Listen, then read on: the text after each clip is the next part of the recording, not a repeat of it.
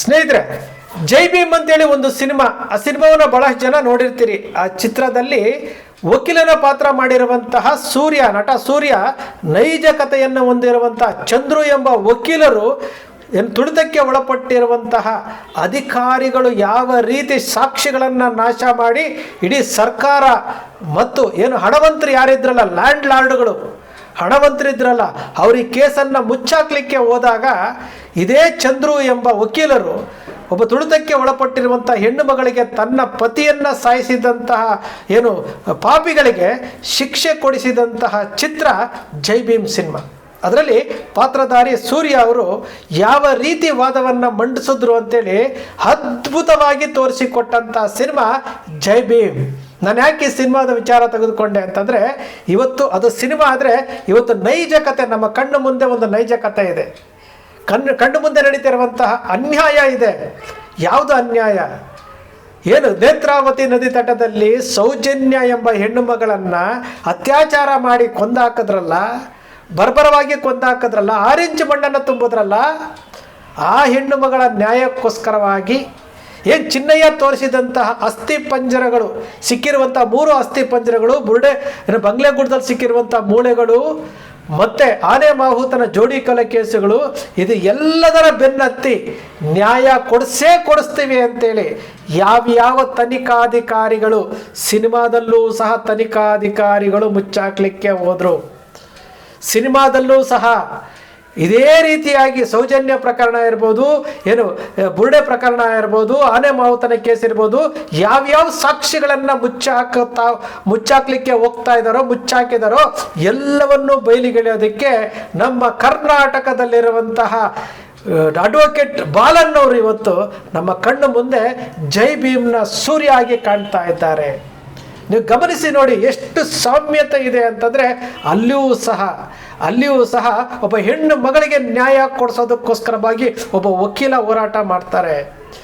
ಸಾಕ್ಷಿಗಳನ್ನು ಹಾಳು ಮಾಡಿದಂಥವರಿಗೆ ತನಿಖಾಧಿಕಾರಿಗಳಿಗೆ ಶಿಕ್ಷೆ ಕೊಡ್ತಾರೆ. ಇಲ್ಲೂ ಸಹ ಬಾಲನ್ನವರು ಈ ತುಳಿತಕ್ಕೆ ಒಳಪಟ್ಟಿರುವಂತಹ ಈ ಅನ್ಯಾಯ ಆಗಿರುವಂತಹ ಕುಟುಂಬಗಳಿಗೆ, ಸೌಜನ್ಯಗೆ, ಆನೆ ಮಾವುತನ ಕೇಸಿಗೆ, ಅದಾದ ನಂತರ ಚಿನ್ನಯ್ಯನ ಬುರ್ಡೆ ವಿಚಾರಗಳಿಗೆ ಎಲ್ಲವನ್ನೂ ಕೈಗೆತ್ತಿಕೊಂಡು ತನಿಖಾಧಿಕಾರಿಗಳಿಗೆ ನಡುಕವನ್ನು ಉಂಟಿಸಿ ದಾಖಲೆಗಳನ್ನು ಸಂಗ್ರಹಣ ಮಾಡಿ 74 UDRಗಳಿಗೆ ಜೀವ ಕೊಟ್ಟು ನ್ಯಾಯಾಲಯದಲ್ಲಿ ಮಾತನಾಡಿ ಪ್ರತಿಯೊಂದು ವಿಚಾರಗಳನ್ನು ಮುನ್ನೆಲೆಗೆ ತೆಗೆದುಕೊಂಡು ಬಂದು ಇವತ್ತು ಸತ್ಯವನ್ನು ನಿಲ್ಲಿಸುವಂತಹ ಕೆಲಸ ಜೈ ಭೀಮ್ ಹೆಸರಿನಲ್ಲಿ ಬಂತಲ್ಲ. ಜೈ ಭೀಮ್ ಅಂದರೆ ಸಂವಿಧಾನ ಬರೆದಂಥ ಬಾಬಾ ಸಾಹೇಬ್ ಅಂಬೇಡ್ಕರ್ ಅವ್ರನ್ನ ನಾವು ಜೈ ಭೀಮ್ ಅಂತೀವಿ. ಅದೇ ಸಂವಿಧಾನದ ಅಡಿನಲ್ಲಿ ನಮ್ಮ ಬಾಲನ್ನವರು ಇವತ್ತು ನ್ಯಾಯ ಕೊಡಿಸ್ಲಿಕ್ಕೆ ಹೋಗ್ತಾ ಇದ್ದಾರಲ್ಲ. ನೋಡಿ ಸಾಮ್ಯತೆ ಯಾವ ರೀತಿ ಇದೆ. ಜೈ ಭೀಮ್ ಸಿನಿಮಾದಲ್ಲಿ ಎಷ್ಟೇ ಸಾಕ್ಷಿಗಳನ್ನು ಇವರು ಎದುರಿಸಿ ಸಾಕ್ಷಿಗಳನ್ನು ನಾಶ ಮಾಡಿದ್ರು ಸಹ ಅಂತಿಮವಾಗಿ ನಟ ಸೂರ್ಯ ಪಾತ್ರಧಾರಿ ವಕೀಲರು ಅಂತಿಮವಾಗಿ ನ್ಯಾಯ ಕೊಡಿಸ್ತಾರೆ. ಅದೇ ರೀತಿಯಾಗಿ ಬಾಲನ್ನವರು ಸೌಜನ್ಯ ಪ್ರಕರಣ ಮುಚ್ಚೋಯ್ತು, ಸಂತೋಷ್ ರಾವೆ ಅಪರಾಧಿ ಅಂತೇಳಿ ಹೇಳ್ಕೊತ ಬಂದು ಈ ಮಾಧ್ಯಮಗಳೆಲ್ಲ ಸೇರಿಕೊಂಡು ಇದನ್ನು ಮುಚ್ಚಾಕ್ಲಿಕ್ಕೆ ಹೋದ್ರು. ಹಣವಂತರು ಮುಚ್ಚಾಕ್ಲಿಕ್ಕೆ ಹೋದ್ರು, ರಾಜಕಾರಣಿಗಳು ಮುಚ್ಚಾಕ್ಲಿಕ್ಕೆ ಹೋದ್ರು. ಹಿಂದೂ ಧರ್ಮ ಅಂತ ಕೇಸರಿ ಹಾಕ್ಕೊಂಡಿರುವಂಥವ್ರು ಆತ್ಮಸಾಕ್ಷಿಯನ್ನು ಕೊಂದುಕೊಂಡು ಹಿಂದೂ ಹೆಣ್ಣುಮಗಳಿಗೆ ನ್ಯಾಯ ಕೊಡಿಸ್ಲಿಲ್ಲ. 13 ವರ್ಷದಿಂದ ಹೋರಾಟ ಆಗ್ತಾ ಇದೆ. ಮಹೇಶ್ ಶೆಟ್ಟಿ ತಿಮ್ಮರೋಡಿಯವ್ರನ್ನ ಗಡಿಪಾರು ಮಾಡಿದ್ರು. ತನಿಖಾಧಿಕಾರಿ ಯೋಗೇಶ್ ಕುಮಾರ್ ಏನೇನು ಡ್ರಾಮಾ ಮಾಡಿ ಏನೇನು ಮುಚ್ಚಾಕಿದ್ರು. ಈಗ ವೈದ್ಯಾಧಿಕಾರಿ ರಶ್ಮಿ ಮಾಡಿರುವಂಥ ವಿಚಾರ ಆಡಮಂತೂ ತೀರ್ಕೊಂಡು ಹೋದ್ರು, ಸಾಕ್ಷಿಗಳು ಕೊಲೆಯಾಗಿ ಹೋದ್ರು.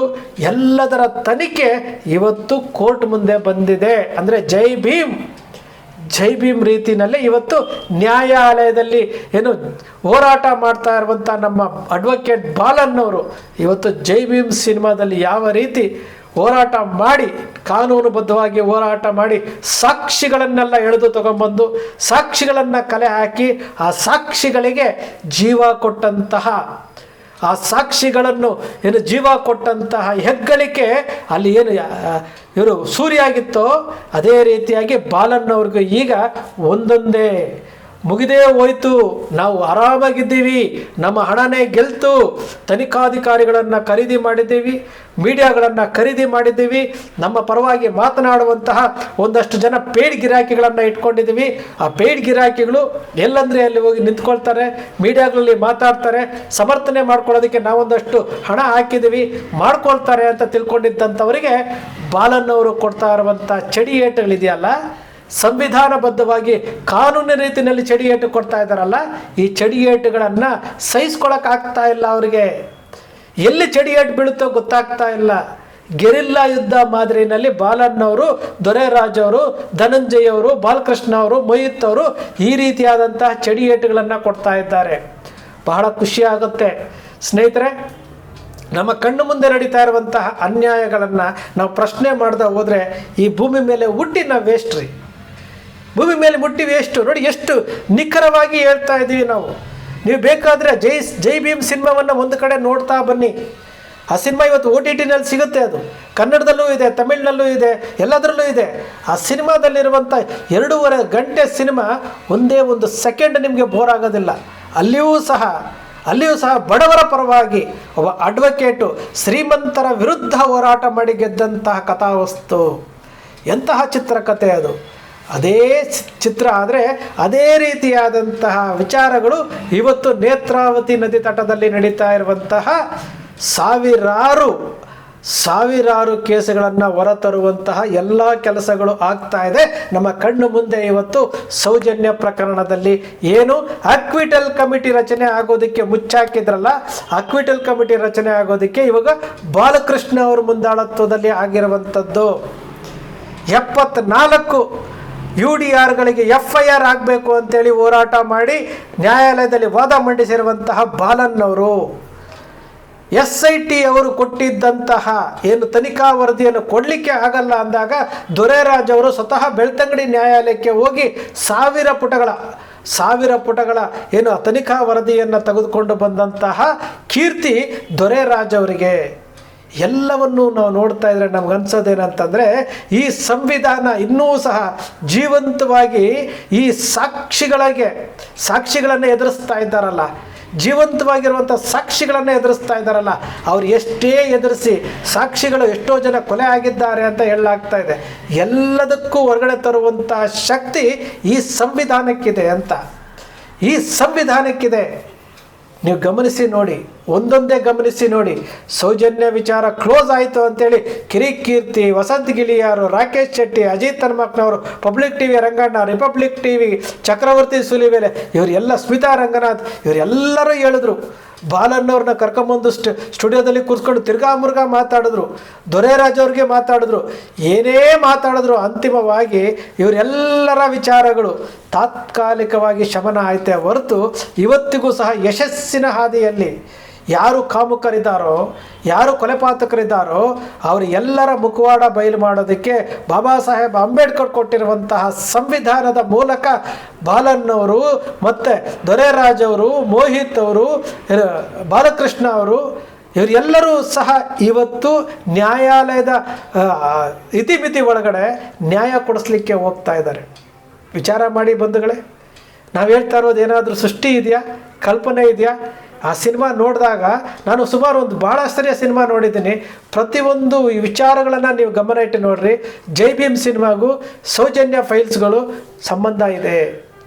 ಅಲ್ಲಿಯೂ ಸಹ ಧನಿಕರು, ಅಲ್ಲಿಯೂ ಸಹ ಅಧಿಕಾರಿಗಳು, ಅಲ್ಲಿಯೂ ಸಹ ರಾಜಕಾರಣಿಗಳು ಆ ಕೇಸನ್ನು ಕ್ಲೋಸ್ ಮಾಡಲಿಕ್ಕೆ ನೋಡಿದ್ರು. ಅಮಾಯಕರ ಮೇಲೆ ಕಟ್ಟಲಿಕ್ಕೆ ಹೋದರು. ಅಮಾಯಕರಿಗೆ ಏನು ತಪ್ಪನ್ನು ಹೊರಿಸಿ ಜೈಲಿಗೆ ಹಾಕಿದ್ರು. ಇಲ್ಲಿಯೂ ಸಹ ಸಂತೋಷ್ ರಾವನ್ನು ಜೈಲಿಗೆ ಹಾಕಿದ್ರು. ಇಲ್ಲೂ ಸಹ ಸಂತೋಷ್ ರಾವ್ ತಲೆಗೆ ಕಟ್ಟಲಿಕ್ಕೆ ನೋಡಿದ್ರು. ಇಲ್ಲೂ ಸಹ ಒಬ್ಬ ಹೆಣ್ಣು ಮಗಳಿಗೆ ಅನ್ಯಾಯ ಆಗಿದೆ. ಅಲ್ಲಿ ಜೀವಂತವಾಗಿದ್ದಂಥ ಹೆಣ್ಣು ಮಗಳು ನ್ಯಾಯಕ್ಕೋಸ್ಕರ ಹೋರಾಟ ಮಾಡಿದ್ಲು. ಇಲ್ಲಿ ಸೌಜನ್ಯ 6 ಇಂಚು ಮಣ್ಣನ್ನು ತುಂಬಿಸ್ಕೊಂಡು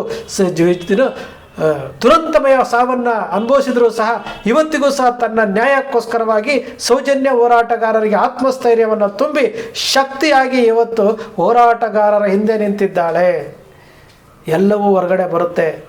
ನಿಜಕ್ಕೂ ನಾನು ಪದೇ ಪದೇ ಹೇಳ್ತಾ ಇರುವಂಥದ್ದು, ನಮ್ಮ ಕೈಯಲ್ಲಿ ಆ ಕೆಲಸ ಆಗುತ್ತೋ ಇಲ್ಲ ಗೊತ್ತಿಲ್ಲ. ನಾವೆಲ್ಲೋ ದೂರದಲ್ಲಿ ನಿಂತ್ಕೊಂಡು ನಾವೊಂದಷ್ಟು ವಿಡಿಯೋ ಮೂಲಕ ನಮ್ಮ ಪ್ರತಿಭಟನೆಗಳ ರೂಪದಲ್ಲಿ ನಮ್ಮ ವಿರೋಧಗಳನ್ನು ಆ ಯಾರು ಸಾಕ್ಷಿಗಳನ್ನು ನಾಶ ಮಾಡ್ತಾ ಇದ್ದಾರೋ, ಯಾವ ಮಾಧ್ಯಮಗಳು ಈ ರೀತಿ ದಾರಿ ತಪ್ಪಿಸ್ತಾ ಇದ್ದಾರೋ ಅವರನ್ನು ಪ್ರಶ್ನಿಸುವಂಥ ಒಂದೇ ಒಂದು ವೇದಿಕೆ ಮೂಲಕ ನಾವು ಕೇಳ್ಬೋದು.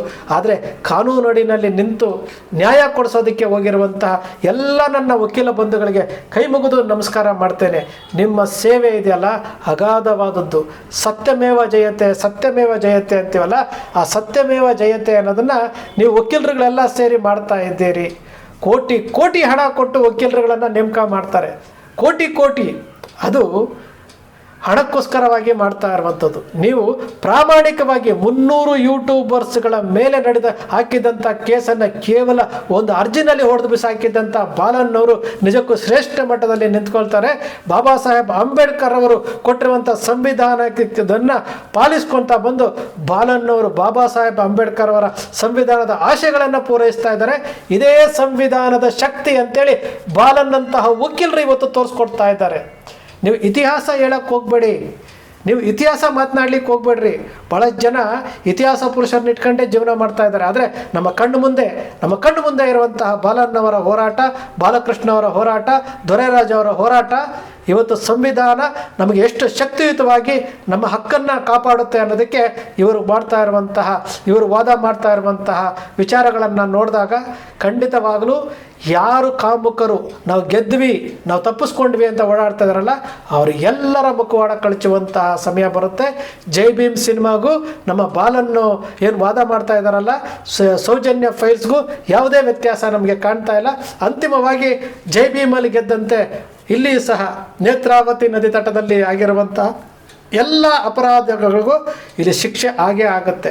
ಎಲ್ಲ ಅಪರಾಧಿಗಳು ಶಿಕ್ಷೆ ಅನುಭವಿಸ್ತಾರೆ.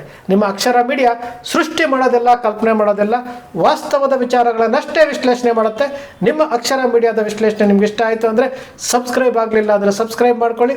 ಪಕ್ಕದಲ್ಲಿ ಕಾಣುವಂಥ ಬೆಲ್ ಐಕಾನ್ ಪ್ರೆಸ್ ಮಾಡಿ, ಶೇರ್ ಮಾಡಿ, ಪ್ರೋತ್ಸಾಹ ನೀಡಿ.